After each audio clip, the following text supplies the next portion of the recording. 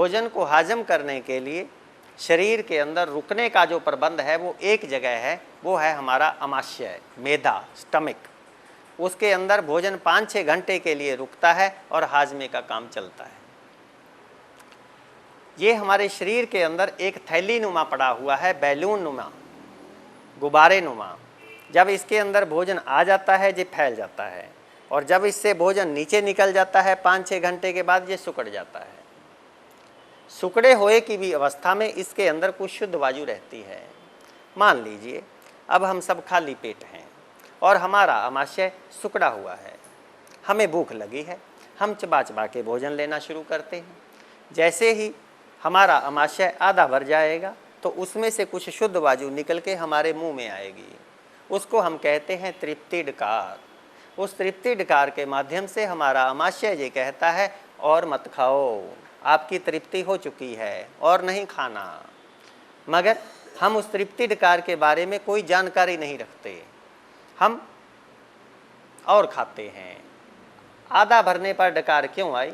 आमाशय कहता है कि मैं आधा भर गया भोजन से, अब 1/4 हिस्सा मेरे को भरने के लिए तेजाब निकलेंगे।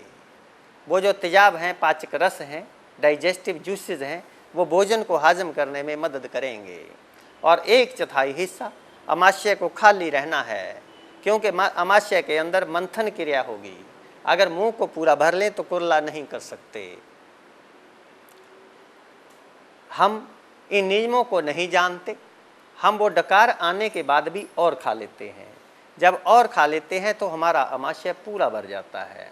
पूरे भरे की अवस्था में जो थोड़ी बहुत वायु उसके अंदर रह गई होती है वो फिर हमारे मुंह में आती है, उसको हम कहते हैं पूर्ण डकार। उस पूर्ण डकार के माध्यम से हमारा आमाशय जी कहता है मैंने तेरे को पहले ही कह दिया था और मत खाओ, तुमने मेरी बात नहीं मानी, अब मैं तेरी कोई मदद नहीं कर सकता। अब आमाशय ने तो हाथ खड़े कर दिए। ये कहानी चल रही है और कहानी अभी अधूरी है, ख़त्म नहीं हुई।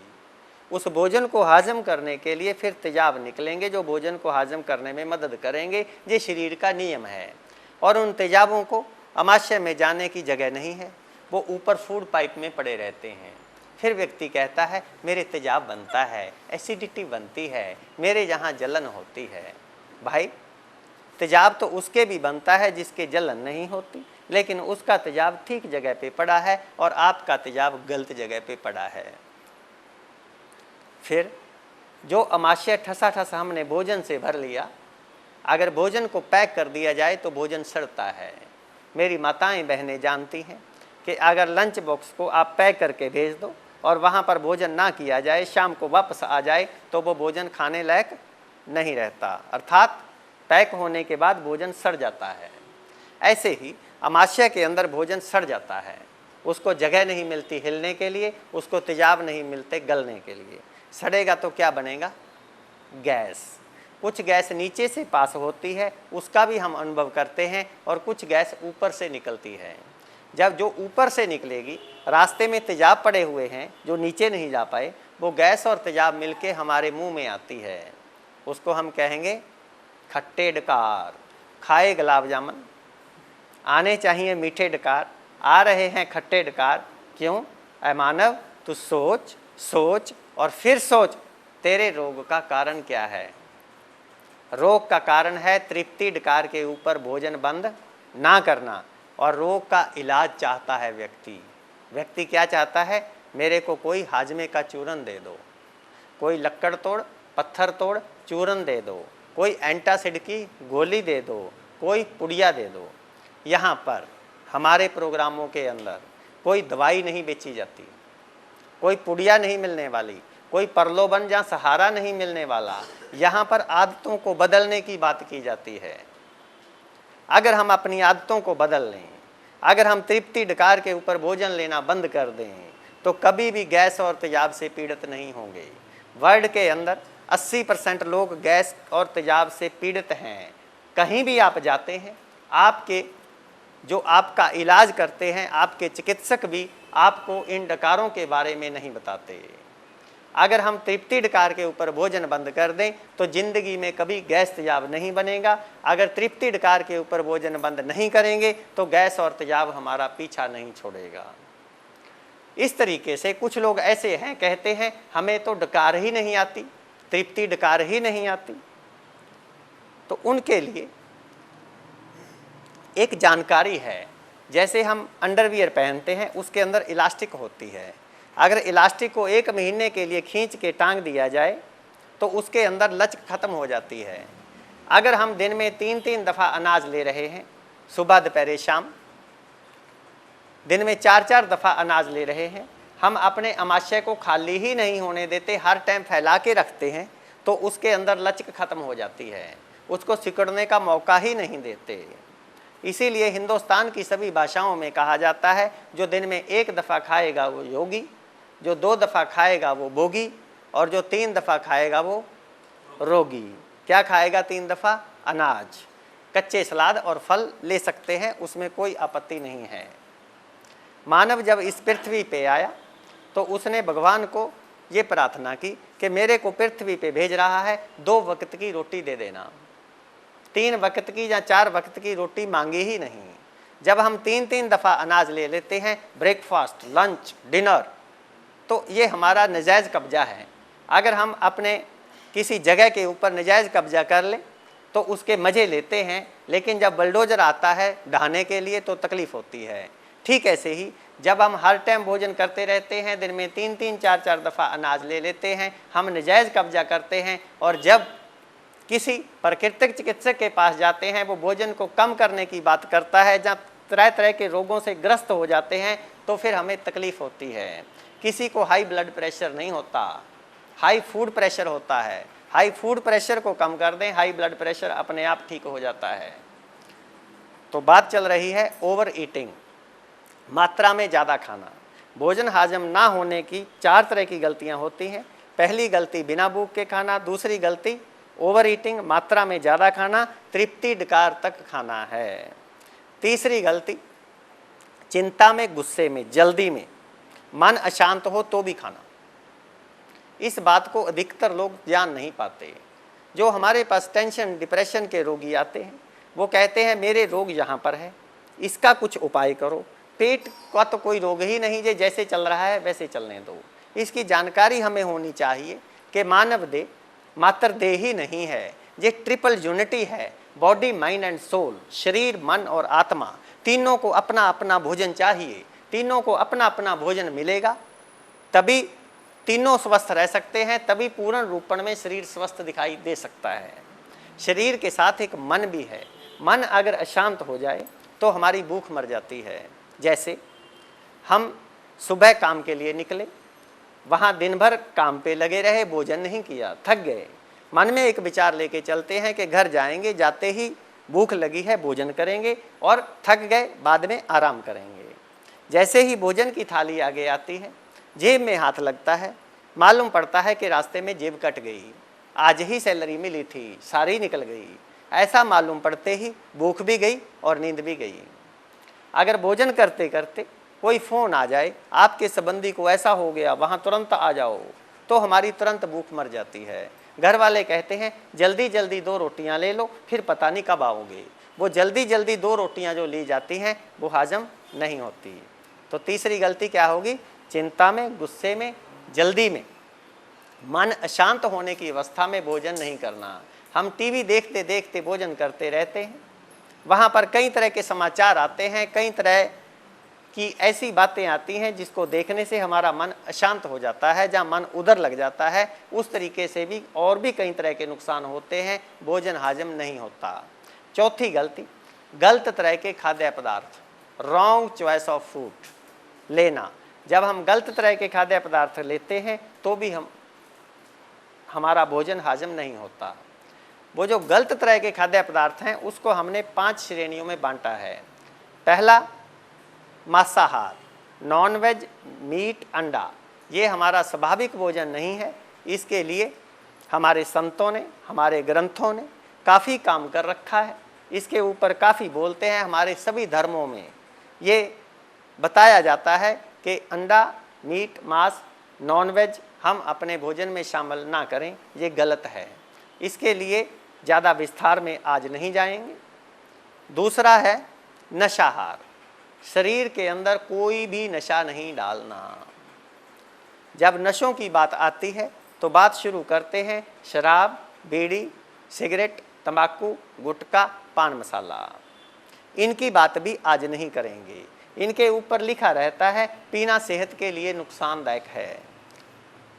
पीने वाला जरा छुपके ही पीता है, उसको मालूम है कि मैं गलती कर रहा हूं, कभी ना कभी उसकी आंख खुल जाएगी। एक ऐसे नशे हैं जो समाज ने अपना रखे हैं, जो हम मंदिरों में बैठ बैठ के पीते हैं, वो भी कम नुकसानदेह नहीं है। वो नशे हैं चाय, कॉफ़ी, कोल्ड ड्रिंक। लोग कहते हैं ये तो नशा ही नहीं है। नशे की एक पहचान है, अगर हमें वो पदार्थ वो एक निश्चित समय पे लेना ही पड़े, उसके बदले में कोई दूसरी चीज़ लेने से काम ना चले और निश्चित समय पे ज़रूर मिलना चाहिए, तो इसका मतलब वो नशा है। चाय कॉफ़ी का भी नशा ऐसा ही है। आतंकवादी आतंकवादी ही होता है, चाहे वो असम का हो, चाहे वो पंजाब का हो। नशा नशा ही होता है, चाहे वो चाय कॉफ़ी कोल्ड ड्रिंक का हो, चाहे बीड़ी सिगरेट शराब का हो। चाय कॉफ़ी कोल्ड ड्रिंक भी अपने भोजन में से निकाल दीजिए। इसको हम एक और तरीके से समझ सकते हैं, जैसे हम घोड़े की सवारी करते हैं, घोड़ा चलते चलते थक जाए, उसके चाबुक मारते हैं, घोड़ा दौड़ लेता है, लगता है घोड़े में ताकत आ रही है। ऐसा नहीं है। एक दिन ऐसा आएगा कि चाबुक पड़ने पर भी घोड़ा वहीं गिर जाएगा, चलेगा ही नहीं। ठीक ऐसे ही जब हम अपने घर में, दफ्तर में बैठे बैठे थक जाते हैं, एक कप चाय पीते ही ताकत सी आ जाती है, लेकिन हम जितनी भी चाय कॉफ़ी कोल्ड ड्रिंक पी रहे हैं, हम अपने नर्वस सिस्टम के ऊपर चाबुक मार रहे हैं। हमें कितनी ही भूख लगी हो, एक कप चाय कॉफ़ी कोल्ड ड्रिंक पीने से हमारी भूख शांत हो जाती है। चाय कॉफ़ी कोल्ड ड्रिंक के अंदर ए से लेके जेड तक कोई भी विटामिन नहीं है। जिस पदार्थ ने, आप कल्पना कीजिए, बिना भोजन किए हमारी भूख को मार दिया, वो और कितना कुछ मारती होगी हम कल्पना भी नहीं कर सकते। आत्महत्या करने के बराबर है। चाय कॉफ़ी कोल्ड ड्रिंक नहीं लेना। नशे को हम और तरीके से करते हैं गलती, और तरीके से भी जान सकते हैं। हम अखबारों में खबर पढ़ते हैं कि उसने उसको जहर मिला के खिला दिया। वो तो दुश्मन जहर खिलाता है मिलावट करके। नशों के मामले में हम खुद ही मिलावट करके अपने शरीर में डालते हैं। जो शराब पीने वाले हैं वो शराब में जूस मिलाएंगे, बर्फ़ मिलाएंगे, सोडा मिलाएंगे, कोई ना कोई पदार्थ मिला के उसको अंदर डालेंगे। मालूम है अगर बिना मिलावट किए पी लिया तो तेजाब है, अंदर से जल जाऊंगा। जो चाय पीने वाले हैं वो चाय कॉफ़ी के अंदर दूध मिलाएंगे, चीनी मिलाएंगे, तो उस जहर को अंदर डालेंगे। वो जहर देने वाला तो मिलावट करके दुश्मन धोखा देता है, ये हम खुद ही मिलावट करके अपने आप को धोखा देते हैं। आत्महत्या करने के बराबर है। गलत तरह के खाद्य पदार्थ के अंतर्गत पहला गलत पदार्थ मांसाहार, और दूसरा गलत पदार्थ नशाहार, और तीसरा गलत पदार्थ सफ़ेद चीनी। सफ़ेद चीनी हमारी हड्डियों को नुकसान करती है, हमारी दांतों को नुकसान करती है। गन्ने से बनता है गुड़। गुड़ जहाँ काला होता है जहाँ लाल होता है। और चीनी के अंदर इतनी चमक कैसे आ गई? इसको रिफाइंड किया जाता है। जो गन्ने के और गुड़ के अंदर आयरन, कैल्शियम, मैग्नीशियम अच्छे पदार्थ हैं, उन सबको निकाल दिया जाता है, केवल मिठास बचती है। मिठास के ही तो हम पैसे देते हैं। तो चीनी को हम अपने भोजन में शामिल ना करें। छोटे छोटे बच्चे आज दांतों का इलाज करा रहे हैं, कारण है चॉकलेट, आइसक्रीम, चीनी और इस तरह का फास्ट फूड और जंक फूड। चीनी की जगह हम बिना मसाले का गुड़, देसी खांड या शक्कर इस्तेमाल कर सकते हैं। इस तरह के पदार्थ हम कोशिश करते हैं कि अपने कार्यालय के अंदर, अपने प्रोग्रामों के अंदर लोगों को उपलब्ध कराए जाएं, लोगों को इसकी जानकारी दी जाए। चौथा है वनस्पति रिफाइंड घी तेल। ये भी अपने भोजन में शामिल ना करें। इसके विकल्प के रूप में सबसे बढ़िया है कच्चे नारियल की गिरी। ये कच्चे नारियल की गिरी जो है, इसके अंदर घी भी है, इसके अंदर तेल भी है, इसके अंदर चिकनाहट भी है, कोलेस्ट्रॉल नहीं है। ये आपको कोई नुकसान नहीं करेगी, इसके अंदर कोई मिलावट भी नहीं है।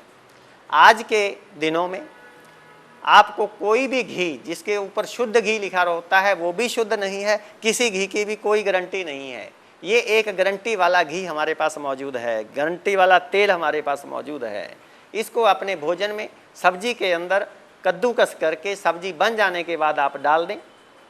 इसका छौंक लग जाएगा, इसका टेस्ट उसके अंदर आ जाएगा। सब गैस बंद करने के बाद इसको डालें, इसको अपने भोजन में शामिल करें। कच्चे सलाद लेते समय कद्दूकस करके कच्चे सलाद के ऊपर डालें। फल खाते समय कद्दूकस करके इसको फलों के साथ लें, इसको अपने भोजन में शामिल करें।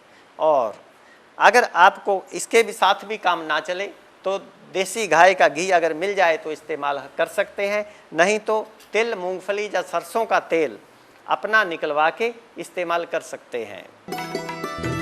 मेरा नाम विष्णु शाह है और मेरे डॉक्टरों ने, मैं बीमार हो गया था, मैं डॉक्टरों ने जवाब दे दिया था और फिर मैं नेचर में आ गया और मैं 12 साल से इसी का वो कर रहा हूँ। मेरा काफ़ी आराम हो गया और दवाइयाँ मैंने सब छोड़ दी और मैं कोई दवाई नहीं खा रहा 12 साल से और इसी का ही मैं प्रचार करता हूँ। औरों को मैं जैसे मैं बताता हूँ उससे काफ़ी आदमियों को आराम हो जाता है। बुखार एक दिन के अंदर 104 बुखार भी उतर जाता है। नेचर से, स्वामीनाथन की सहयोग से हमने बहुत ये किया और इस वास्ते हम इसका प्रचार वगैरह बहुत ज़्यादा करते हैं और परहेज वगैरह ये करने से और अपने विचारधाराएँ पॉजिटिव रखने से इसमें बहुत आराम हो जाएगा।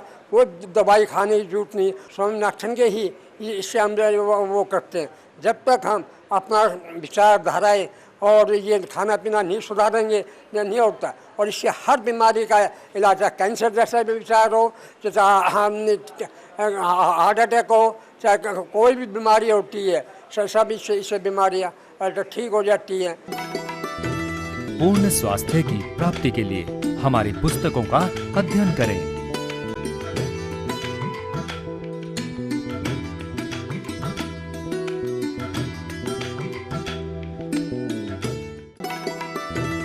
प्राकृतिक जीवन शैली का चमत्कार अभी शुरू करें और देखें।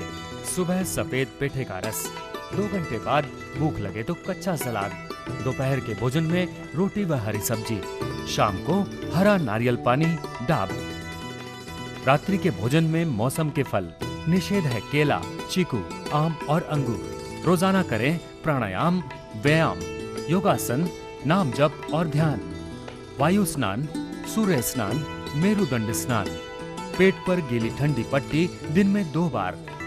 गुरुदेव ब्रह्मलीन आचार्य शेषाद्री स्वामीनाथन जी के अग्रणीय शिष्य श्री मोहन गुप्ता जी के सानिध्य में प्राकृतिक जीवन शैली द्वारा असाध्य रोगों से मुक्त होने के लिए निशुल्क परामर्श एवं शिविरों में भाग लेने तथा आयोजन करवाने हेतु प्राकृतिक जीवन शैली नेचुरल लाइफस्टाइल की पुस्तकें, सीडी, डीवीडी व अन्य सामग्री मंगवाने हेतु संपर्क करें। हमारा पता है natural lifestyle, H32/22, sector 3, Rohini, Delhi 110085। हमारे फोन नंबर्स है 011-275-10771 और 099-537-22272। हमारा बैंक अकाउंट है पंजाब नेशनल बैंक 4081002101013034।